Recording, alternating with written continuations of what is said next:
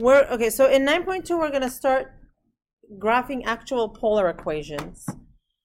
And to do that, so remember the variables are r and theta. It's just like in the rectangular coordinate system, we pick points and we do, for each x coordinate, we find the y coordinate. We're going to do the same thing here.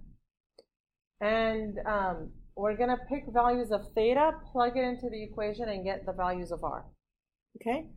So we do that by making a table of the r values corresponding to the values of theta on one period. So we go from 0 to 2 pi. Okay? That's one circle. So we want to wrap around once and hit all the points, and that'll give us our values. All right, so the first example has r equals 3 cosine theta. And in the table, I put all of the angles from 0 to 2 pi, right, the special angles. And to get the r values, it's literally just plugging it in. So it's 3 cosine 0, right? And cosine of 0 is what? 1. So this is just 3. What we want to do is we want to round each of them to the nearest 10. Okay? So so for example, this first one, pi over 6, right? It'll be 3 cosine pi over 6. And what's cosine of pi over 6?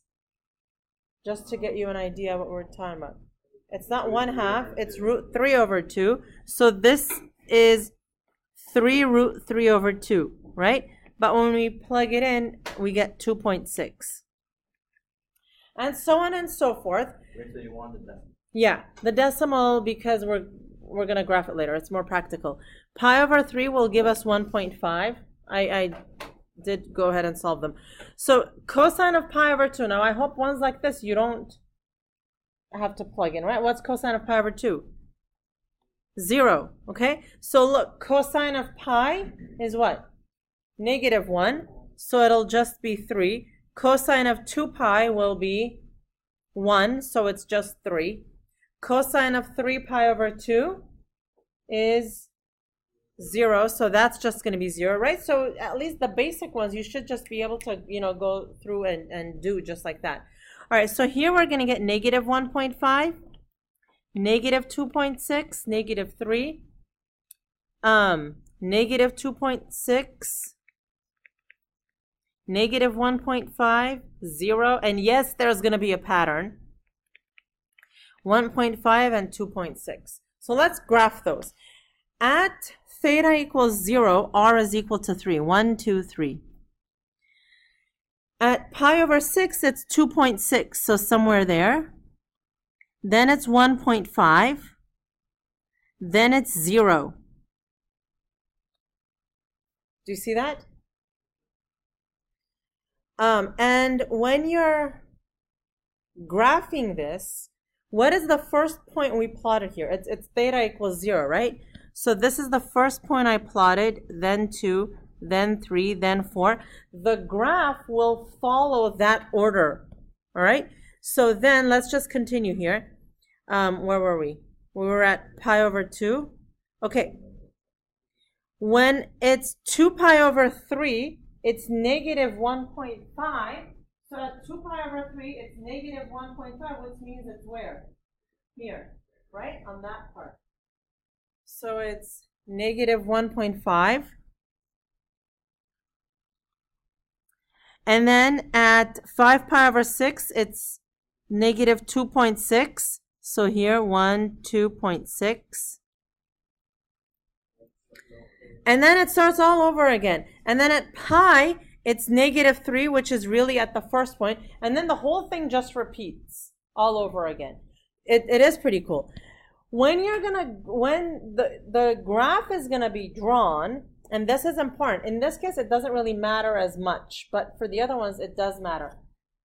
You have to connect the dots, for lack of a better term, in the order that the dots were placed. Does that make sense? So you have to go from 1 to 2 to 3 to 4 and so on and so forth. Okay, yeah, in this case, but there is more coming, okay? Okay, so that's that, right? So obviously, there is some symmetry here. Is that right?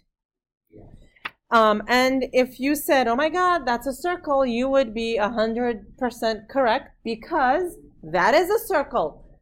A number times cosine theta is a circle.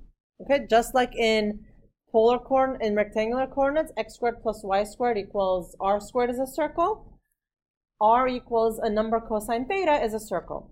So yes, there is symmetry. We're going to look at other shapes that have even, you know, the other different shapes that also have symmetry. Yes. Uh-huh.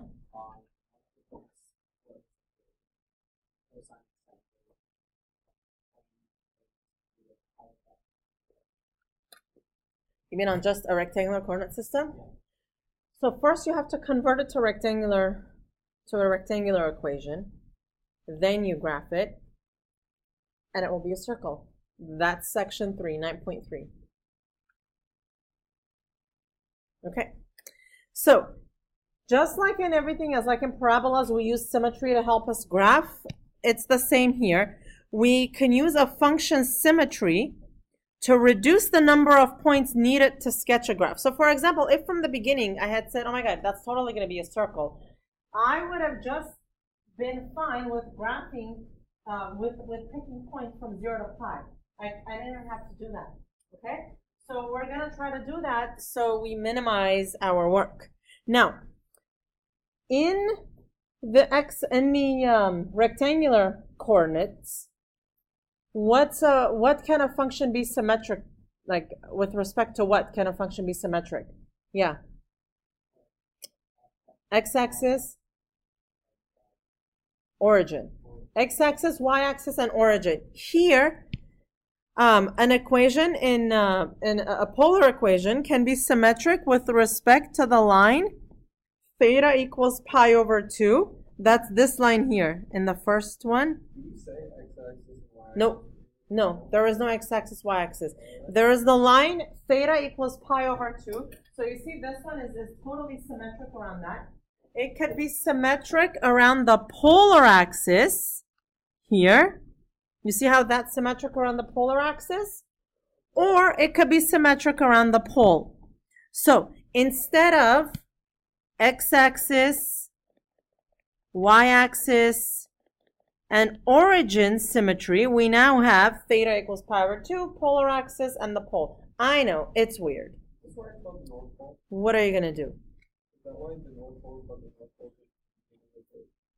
Well, no. Well, I guess so, yeah. Because that's, yes, you could say that. Okay, so. It makes sense.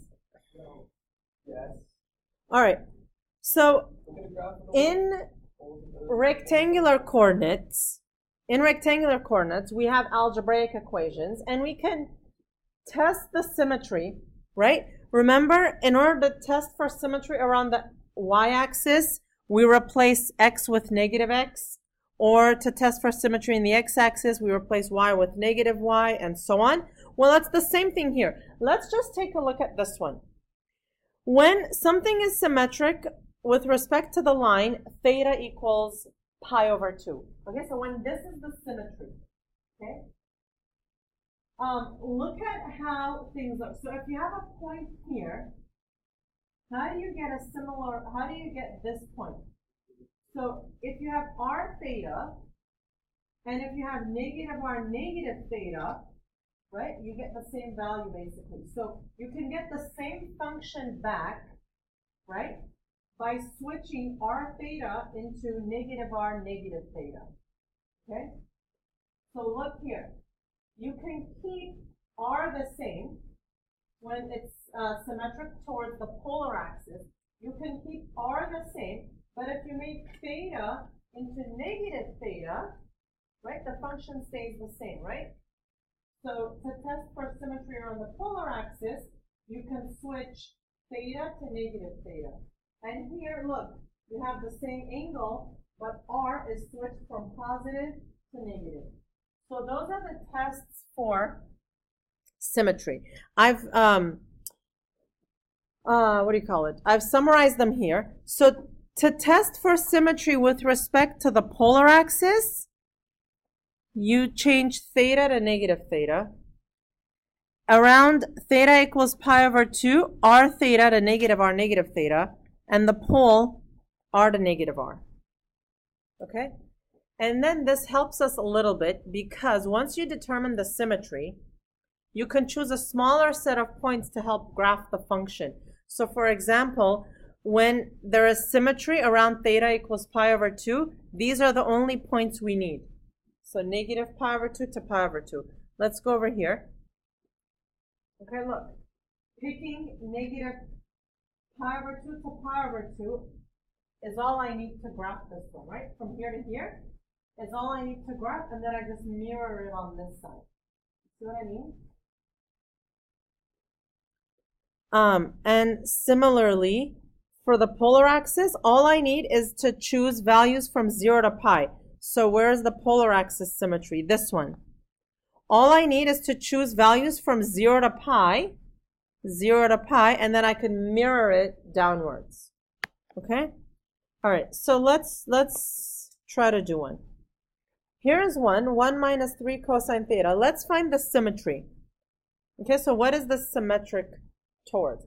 Let's see. Is it symmetric towards the polar axis? With respect to the... Okay, so here's what you do. To test for the polar axis, you go back to this first chart. You want to switch theta to negative theta. So let's see. So r equals 1 minus 3 cosine negative theta. Okay, so I switch theta to negative theta. I simplify and I see, am I going to get the same function back? So, yes.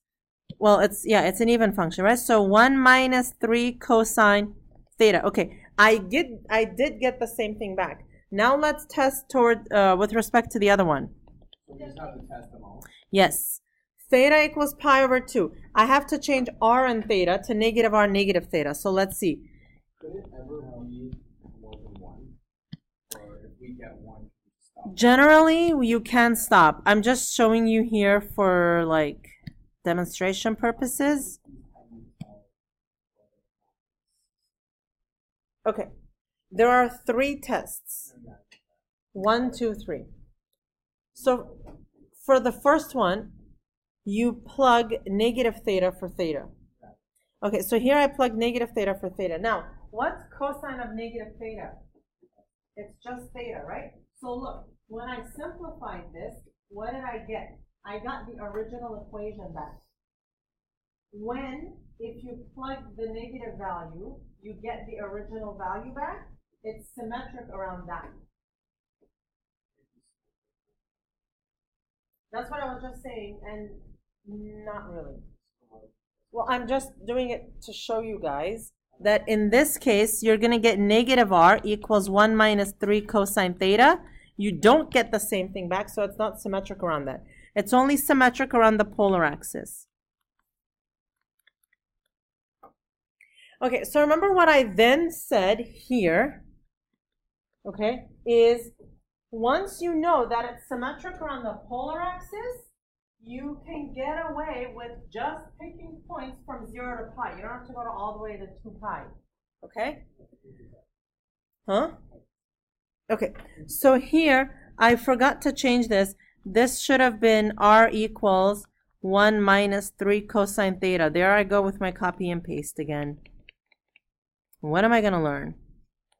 Okay? All right, so I plug in my values. When x is 0, cosine is 1, so I'm going to get negative 2. Here, negative 1.6. negative 0.5. Yeah.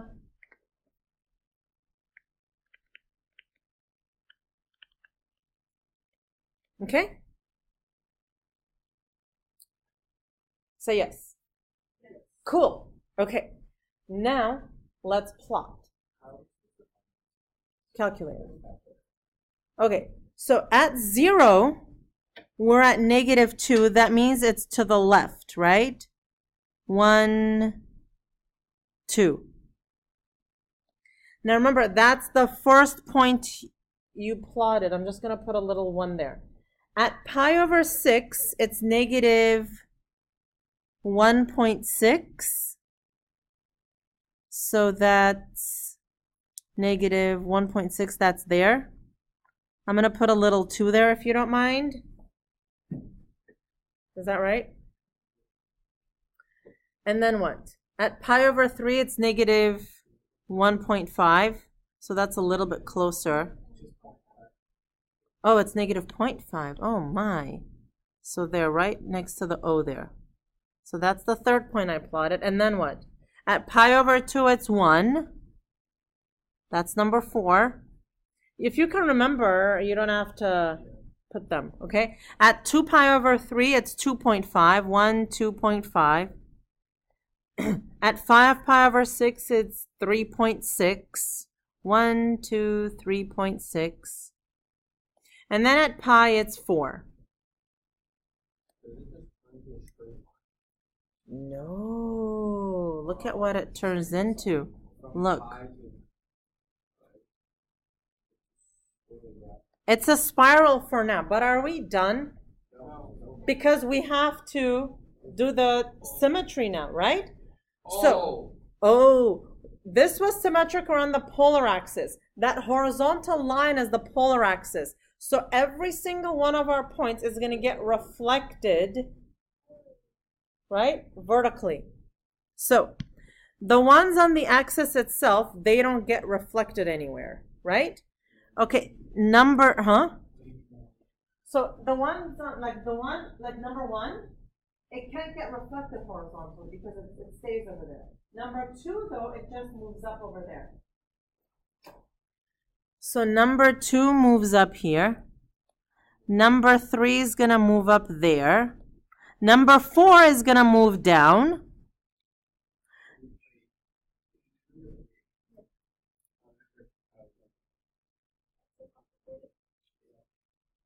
It helps if you use different colors.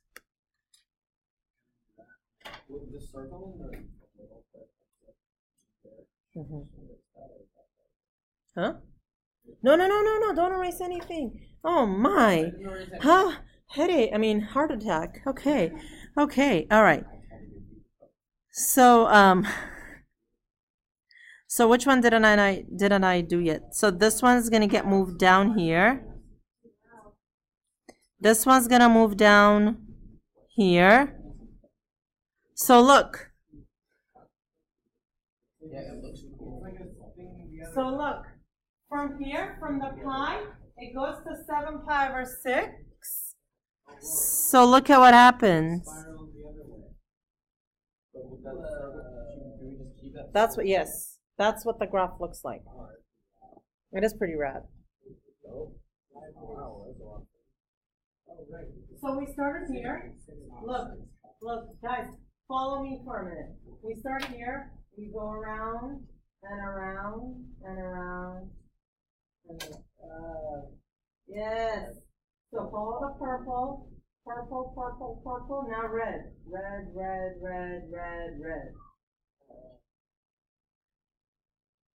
Okay? If you don't believe me, if you think this is, oh my God, so confusing, which I have to say, it's confusing. If you want to continue this chart and go to 2 pi, totally cool. It'll trace this out for you. Okay? Yes, you're allowed to use 2 colors. Okay, this graph is called a limicin. That would say roses. Am I reading that right? Yes. Yes. Okay, hang on. Here's what a limicin is. A limicin is when a circle rolls around the outside of another circle. So basically, when you have a circle here, all right, and then you've got another circle that rolls around it. Do you see what I mean? Well, I mean, I'm only human, Louis. Yeah, I'll show you some graphics and you'll see. Yes.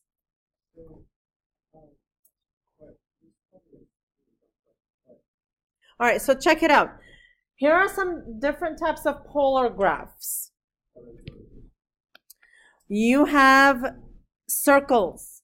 Okay, so pay attention to this. You get a circle when you have r equals a cosine theta or r equals a sine theta. So for example, r equals 2 sine theta, r equals -3 cosine theta. Those are all going to give you circles. And notice, guys, let me have everybody's attention here for a minute. Bradley, let me have your attention here for a minute. I want you to be able to read this, okay? So if A is positive, right, it's on the right side, and if A is negative, it's on the left side, because A is like your radius, okay? And in the case of the sine, remember sine is always associated with the y, right? Right, but it's always vertical. Sine is either above or below, right? So cosine, remember, is always horizontal, and sine is always vertical. So that's the pattern there. A limicin is when you have a plus or minus b cosine theta and sine theta. I'll get to that. Okay, a rose.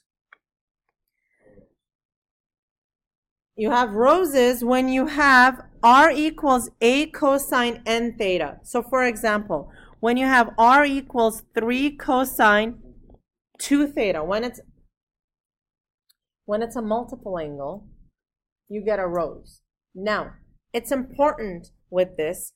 So in the case of the rose, each one of these is called a petal. Okay? Now, if n is odd, then there are that many petals. So if it's cosine of 3 theta, there are 3 petals. If n is even, there are twice as many petals. So for example, in this one, 3 cosine 2 theta, how many petals is it going to have? 4 petals.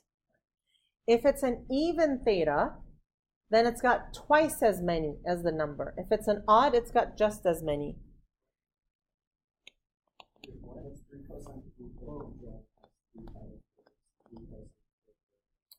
If this number is even, it's got twice as many petals. If this number is odd, it's got that many, 3 petals. Okay? Now, this number 3 in the front, the number 3 in the front, so there is a 3 in front here, there is a 3 in front here. That's the length of the radius. So that's the distance from the center out to the to where the petal extends. Okay, we also have what we call a lemniscate. That's if you have, this form, a squared cosine 2 theta. And we have a spiral. A spiral is when you have r equals a number theta. So for example, when you have r equals 2 theta or r equals just a theta is a spiral. Okay? All right. Okay, so let's do this one. So now we have r equals cosine 5 theta. Looking here, what shape is that going to be? That's going to be a rose. I'll get to which ones you have to memorize in a second, okay? So this is going to be a rose. And, okay, so we go here. So this is cosine 5 theta. So look for one that's cosine something theta. Which one is cosine something theta? That's a rose, right? Okay. And so it's a rose. It's got 5 petals. And the radius is going to be 1. Okay?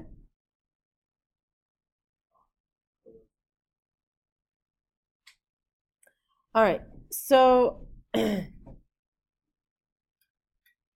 if we go from, okay, so there are a couple of ways we could do this. What is the symmetry for this, first of all? So when we plug in, when we do the tests for symmetry, right? Which one of these will give us the same function back? If I change r to negative r, do I get the same function back? No. R and theta? No. How about just theta? Yes. So it's symmetric around the polar axis.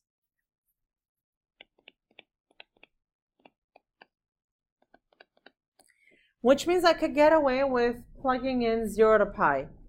Okay? Now, there are a couple ways you could do this. This is one way. You plug in the points. Now, once you know that it's a rose, there is a better way to do it. Okay? So a rose has 5 petals, and that means there are 5 times when it's going to extend radially out. Is that right? Now you want to find the values of theta for which that's going to happen. Okay? Now, if it's going to extend radially out, you want the cosine to be a maximum, right?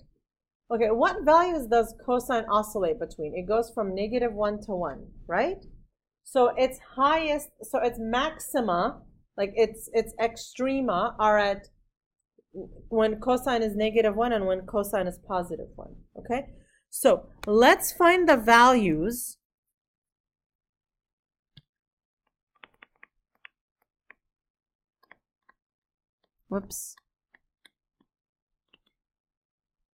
of cosine 5 theta equal to ±1. Okay? When does that happen? So basically, let's just do the basic theta. When is cosine of theta equal to ±1? 0, pi, 2 pi, 3 pi, 4 pi, 5 pi, and so on, right? Okay, now, what's the angle here? It's 5 theta. Okay, so when that angle, 5 theta, is equal to 0, there is a maximum. When 5 theta is equal to pi, there is a maximum. When 5 theta is equal to 2 pi, there is a maximum. How many petals are there? 5, so I need to do 5 of these. When it's 3 pi,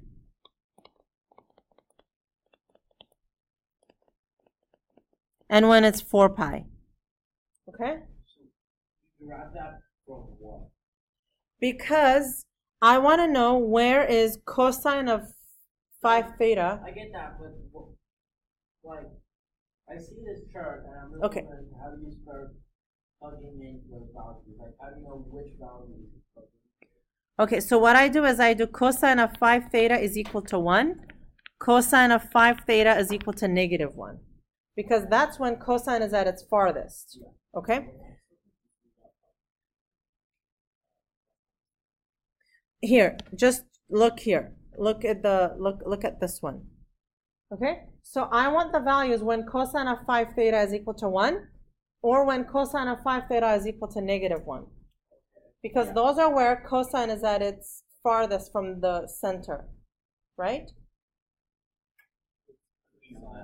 Okay. What does cosine look like? This is what cosine looks like, right?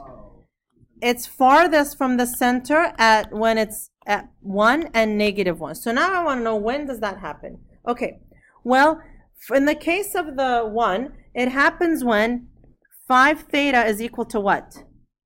0, or 5 theta is equal to pi, Not pi. 2 pi. At pi, it's -1. Right? Yeah, so I'm doing it separately now. And then this one is at when 5 theta is equal to pi, 5 theta is equal to 3 pi, and so on, right? So look at that. It's at 0 pi, 2 pi, 3 pi, 4 pi, 5 pi. So now, I have those here. And what's theta equal to then? 0, pi over 5, 2 pi over 5, 3 pi over 5, 4 pi over 5.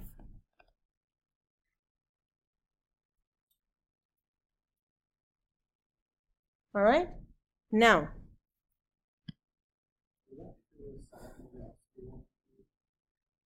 yeah. So, when theta is 0, is the cosine +1 or -1? When theta is 0, is the cosine +1 or -1? +1. So r equals 1. How about when it's at pi? Is it positive or negative? Negative. How about when it's 2 pi? Positive. When it's 3 pi?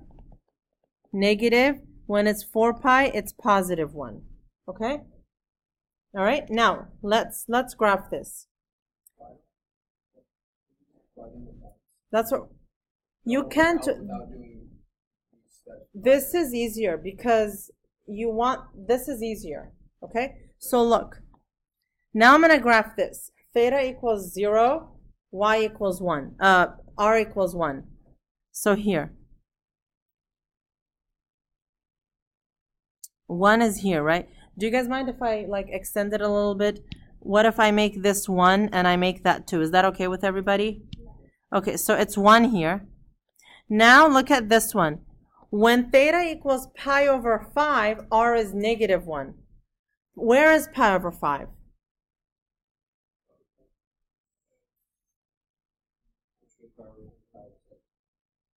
It's between pi over 3 and pi over 6, right? So here, but how big is it over there? -1, so I go, boom, there. Okay? Where is 2 pi over 5? That's like 0.4 pi, so it's between pi over 3 and pi over 4, and it's +1 there. 2 over 5 is like 0.4, right? And if this is 0.3, then it's right? And what's the other one? 3 pi over 5, it's -1. 3 over 5 is like 0.6, right? So where is it? Is it between, it's between pi over 2 and 2 pi over 3. And it's -1 there, so it's going to go here. Is that right? Did I do that right? No. Further to the left, here. And then the last one, 4 pi over 5 is 1, and that's like 4 over 5. Is that less than? That's 80%, and 5 over 6 is higher, so it's over here. Yes. Yes. So look, that's where one petal extends. That's where another petal extends. That's where a third one extends. A fourth one. You can estimate that part. Yeah.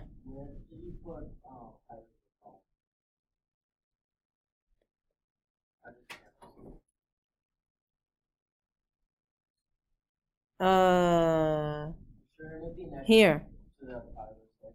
Oh, should it be above? Here? Should it be here?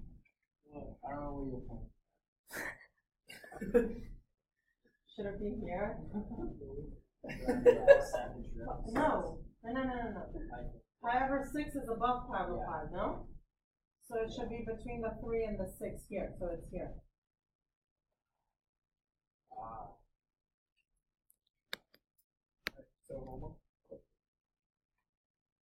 Okay.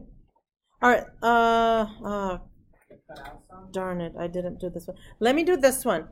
R equals 2 theta. Okay, R equals 2 theta. This is one that goes like the spiral. So look, this is actually the easiest one. This has no symmetry. It's just a crazy graph. Okay, so we don't have to do that either. So look, when theta is 0, what's R? 0. When theta is pi over 2, what's R? Pi, which is what? 3.14, right?